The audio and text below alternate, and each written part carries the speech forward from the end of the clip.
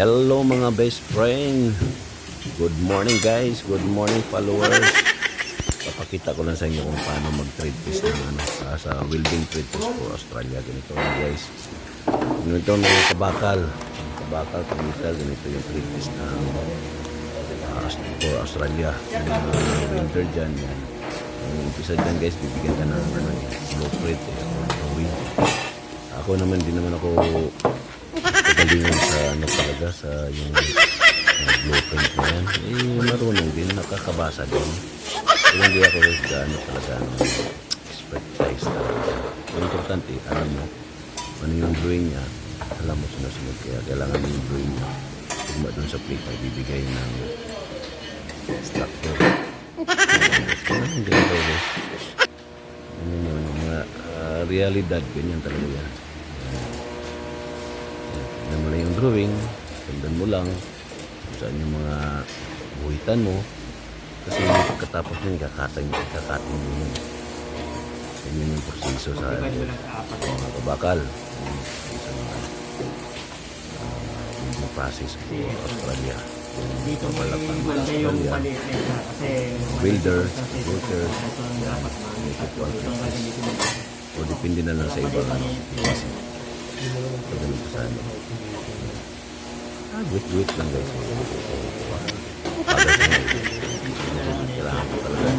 Ngayon talaga sinisigurado ko lang. Sigurado ko lang yung tama yung i-wait ko. Yung nasa drawing. Hindi naman ako nagmamadali. Yan. Pagkatapos na yun guys. Kabakal. Pagkatapos nyan. Yan. Lalagay mo na yan dun sa cutting area. Kasi titirahin mo ng ano yan. At asipulin. Yan. Kailangan marunong ka magtimpla. Ako nga dyan tagal ko na hindi nakahawak ng short na ganyan ilang taon na ako hindi nakakahawak sumabak lang ako dito sa trade ko sa sinawagan ako pwede ba ako mag-test walang problema tignan mo nainit na nga naku nainit na nga yung ito sa akin yan kailangan ko initin ko muna yung dulo kasi yung trick na yun nasa mga kalimutan ko na kung nasa 4 in ba yan o in sa mga ganun basta initin mo muna yung dulo kapag mainit na yan dandahanin mo na sa cutting yan yung mga ginuwit mo drawing mo pagkating mo yan kasi assemble mo yan pagkatapos yung mga guhit mo yan asin mo yan pagkatapos yung dalhin mo sa grinder boot dalhin ka sa grinder boot punta ka doon alam mo doon isipin mo rin yan kunding lang yan kapag marunong ka lumawak ng grinder yan yun naman yung pinaka-importante dyan nakikita ng employer na alam niya gumawad ng grinder hindi takot yan linisin mo lang yung pinagaman mo galing din sa pinagpatingan mo linisin mo lang yan ayun lang hindi naman tayo nagmamagaling hindi naman tayo hindi naman ako magaling sa pinakamagaling na wilid hindi naman ako magaling talaga ako lang may ano lang ako mga kabakal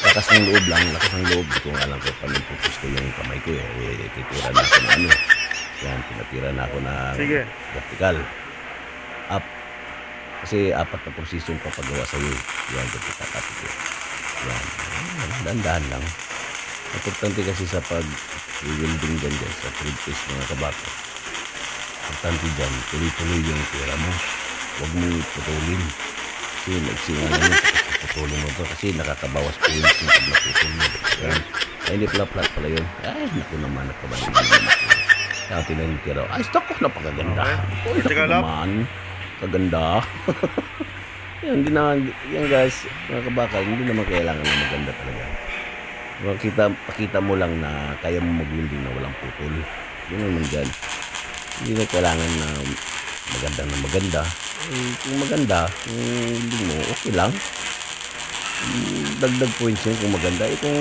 alam mo sa sarili mo hanggang galing kaya mo okay lang yun basta kikita na consistent yung tira mo walang putol yan vertical up yan guys anong kabakal vertical up yan yan kinakabahan nga ako dun kasi iniisip ko napapasakaya ako sa welding kasi nasa pagdating sa mga trade fish iniisip natin kung pumasa ba tayo pero maling mindset yan ang pagdating sa trade fish isipin mo na tira ka lang ng tira. Huwag mo muna isipin yung ano, yung negative mindset. Positive mindset lang. Pura lang. Kasi pinabahan nga ako, tignan mo. Oo, yung vertical ko, hindi naman kagandahan yan. Oo, hindi naman kagandahan yan. Oo, bumubukol na nga sa kabay. Yan naman, papatira yan sa kabila. Yun yung vertical downhill. Yung tawag nila. Vertical downhill. Yan, pababa. Yun na, pataasin yun, pababa naman. Pura lang, basta tulang putol. Yun naman, matutunan mo naman yan pag tingin sa Australia, kung talagang doon sa wedding area na makasabak, matutunan yan.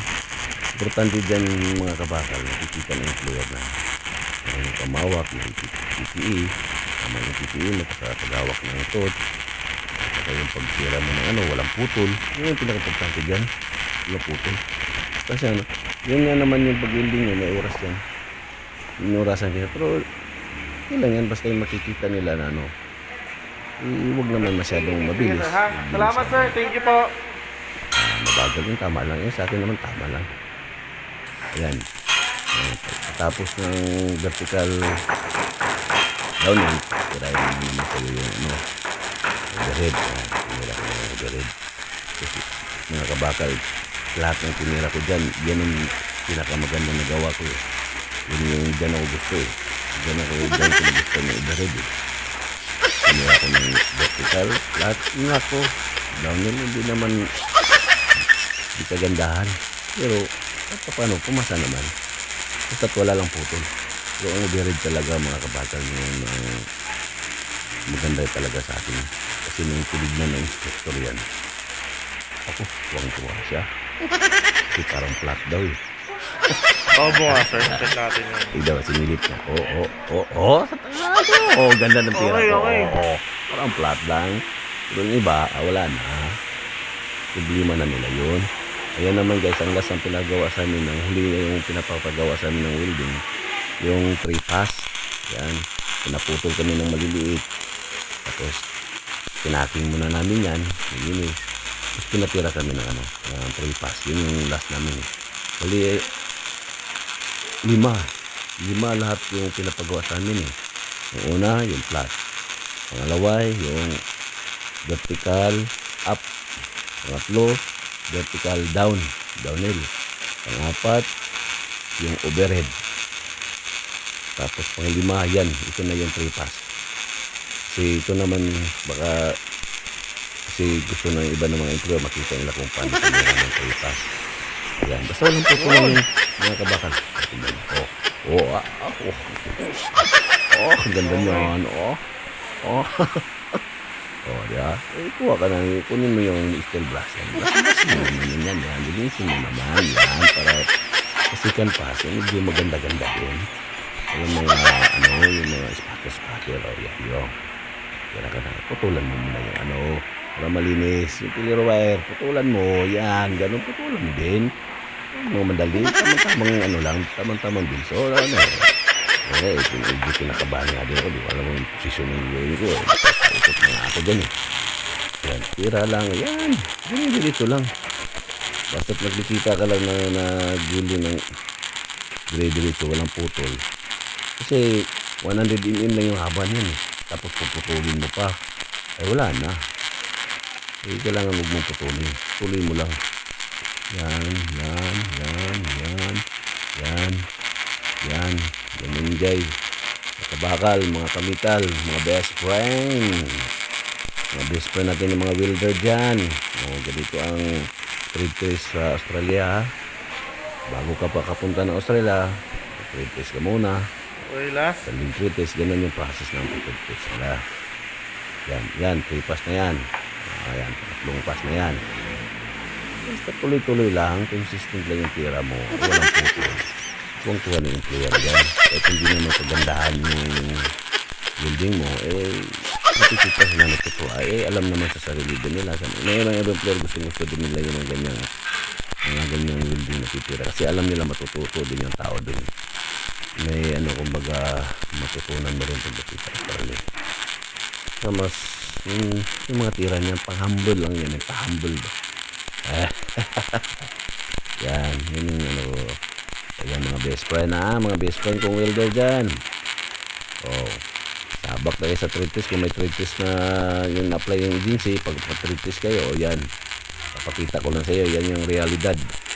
Bago ka pumasa, bago ka makapunta ng Australia, kailangan mo ng thread test. Yan. O, di naman tama lang. Okay, Pasko. Hindi ko nga, hindi Okay, naman sir. yan.